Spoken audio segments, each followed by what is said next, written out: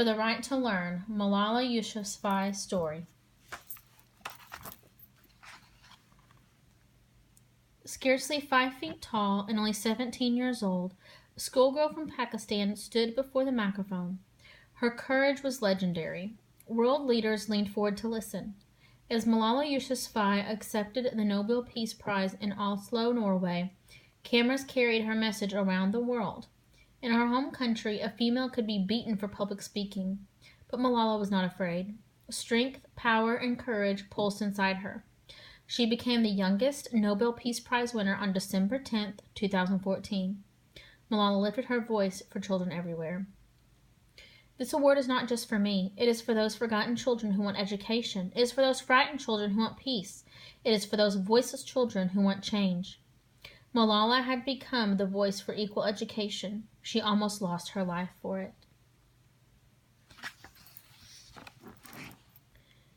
Malala's own education started early. Her father, Aloud Yousafzai, ran a school in Mingora, a town surrounded by snow-capped mountains in the Swat Valley of Pakistan. From the time she could walk, she visited classes. She even pretended to teach. Malala loved school. Not all Pakistani children had Malala's opportunities. Many families couldn't afford to pay for school. Others only paid for their sons' educations. Those parents believed daughters should cook and keep house. Malala's own mother didn't learn to read or write when she was young, but Malala's father believed girls deserved the same education as boys. He encouraged Malala and her younger brothers, Khalusal and Atal, to study. He also let many poor children attend his school for free. Malala thrived at school. She worked hard and received many trophies and awards. Not only could she speak and write her native Pashto language, but she also spoke fluent English and Urdu, Pakistan's national language. But Taliban leaders who controlled the area were against letting girls go to school. They declared that females should be separated from males. They wanted to outlaw education for girls. They also tried to force women to wear garments called burqas to cover their entire bodies and faces.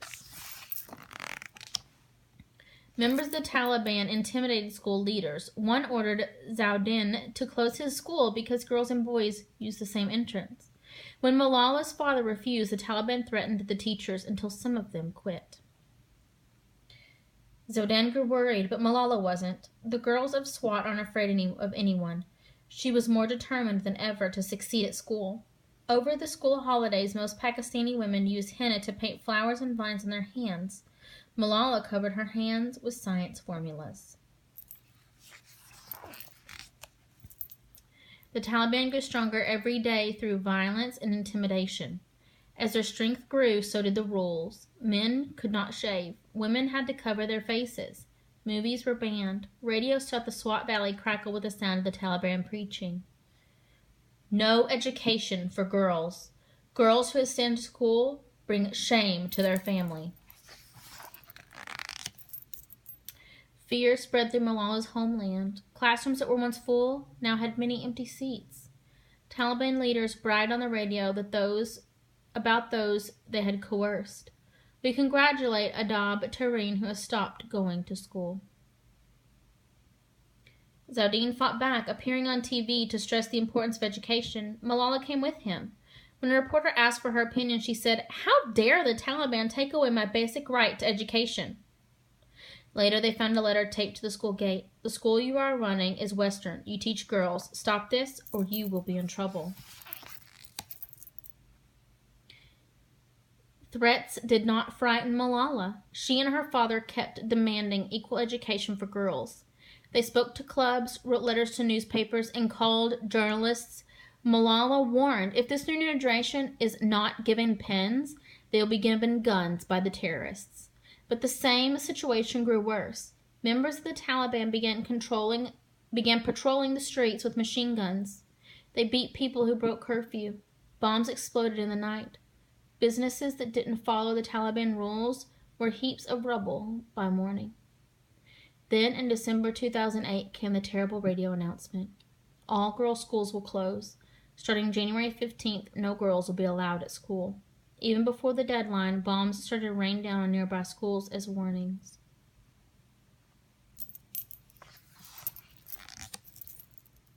But bombs could not silence Malala. The British Broadcasting Corporation, BBC, wanted a girl to blog about the school closings. The girl blogger would tell firsthand how it felt to be denied an education. Fearing jail, beatings, and even bombs, all her friends refused. Malala volunteered. She borrowed her pen name, Gul Maki, from a Pakistani figure who had fought against British oppression long ago. Internet service and power were unreliable in Pakistan, so Gul Maki spoke by phone to a BBC reporter who typed her blog for the next 2 months. The blog first appeared in Urdu on January 3, 2009. Soon Malala's blog became popular and the BBC translated it into English. On January 14, 2009, she blogged, "I am of the view that the school will one day reopen, but while leaving, I looked at the building as if I would not come here again." Malala was sad but defiant. "They can stop us going to school, but they cannot stop us learning." Activists like Malala grew more and more angry.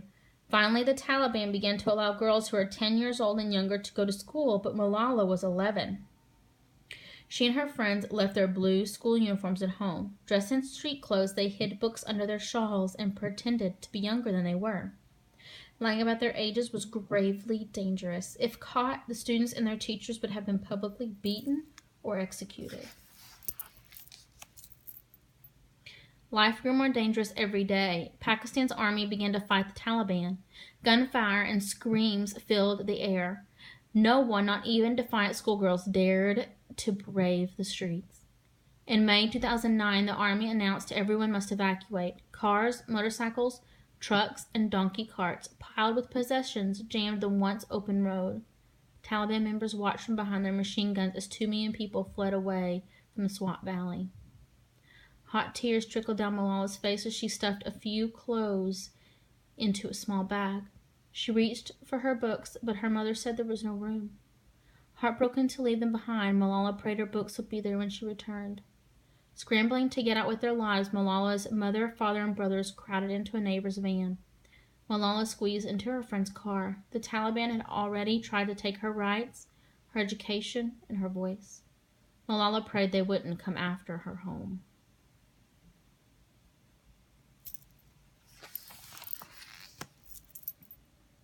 Refugees flooded the villages outside Swat Valley. The United Nations Refugee Committee opened camps filled with white tents to house people, but they quickly became overcrowded. Poor sanitation led to the spread of disease. Rumors of the Taliban infiltrated the camps sparked fear in many weary hearts.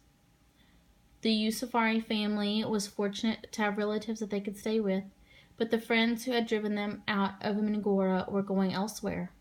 With no car of their own, they walked the 16 hot, dusty miles. Malala's 12th birthday came in July, but there was no celebration, no cake, no party. In fact, no one even remembered. But Malala made a birthday wish anyway. She wished for peace. When they returned home 3 months later, the fighting had ended. But Mingora had changed. Shops were demolished. Gray skeletons of burned cars littered the roads. The school's walls were peppered with bullet holes. But there was no sign of the Taliban. Zaudan resumed classes within days. Classes for boys and for girls.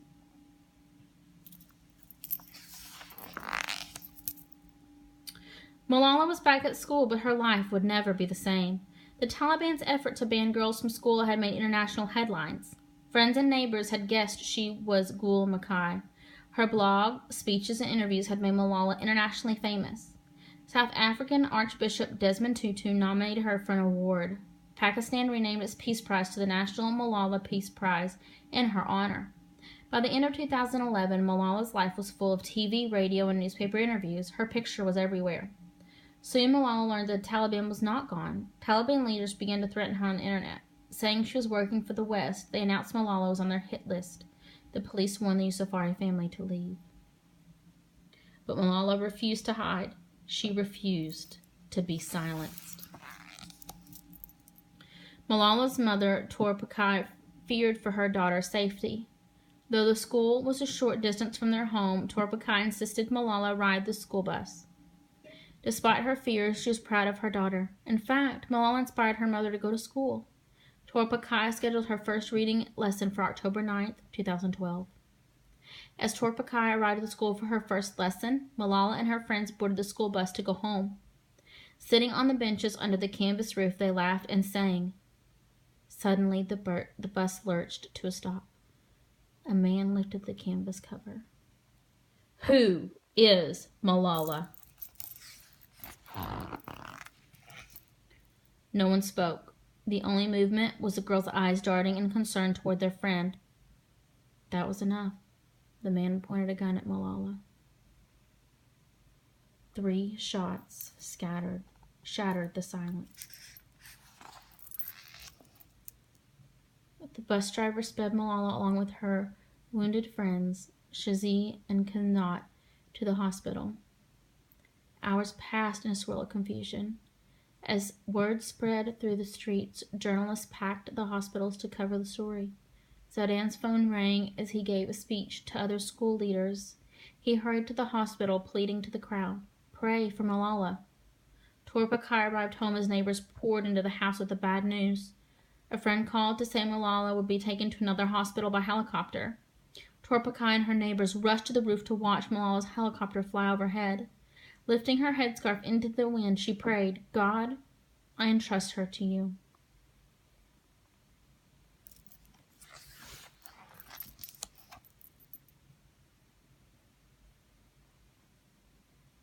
Hours stretched into days, but Malala scarcely noticed. Her brain swelled. As she lay unconscious, the Taliban announced the girl would not be spared and she would be targeted again if she survived. Doctors performed surgery to reduce the swelling in her brain. Then an infection nearly killed her. Eventually, Malala was flown to a hospital in Birmingham, England, to receive more surgery and to keep her safe from further attacks. News of the girl shot by the Taliban spread around the world. As the girl who had fought for education fought for her life, thousands of cards arrived for her. Hundreds of stuffed animals and flowers poured into the hospital. But what Malala wanted most were her school books. Doctors performed many surgeries on Malala over the next few months. Surgeons repaired her drooping eye and fixed her facial nerves so she could even smile. They implanted a hearing device in her ear. She stayed in the hospital for 3 months. During that time, her school friends in Mangora kept a seat empty for her. Bullets did not silence Malala for long. On July 12, 2013, she delivered a speech before world leaders at the United Nations. She declared, "One child, one teacher, one book, and one pen can change the world." The audience responded with a standing ovation for the girl who had fought for the right to learn.